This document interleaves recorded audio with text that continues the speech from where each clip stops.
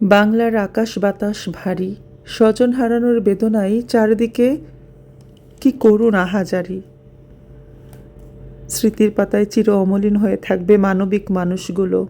তারই মধ্যে মাহরিন চৌধুরী ম্যাম ও মাসুকা বেগম, নিপু ম্যামের কথা না বললেই নয়। নিজেরা দগ্ধ হয়েও বাচ্চাদের প্রাণ বাঁচাতে এগিয়ে এসেছিলেন তারা। অপ্রত্যাশিত মৃত্যু হাতছানি দিয়ে নিয়ে গেল তাদেরকে।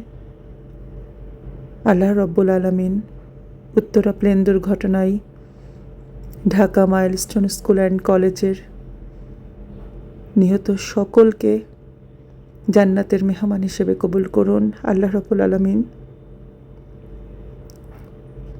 তাদের পরিবারের প্রতি রহমত করুন। আল্লাহ রব্বুল আলামিন ক্ষমা করুন।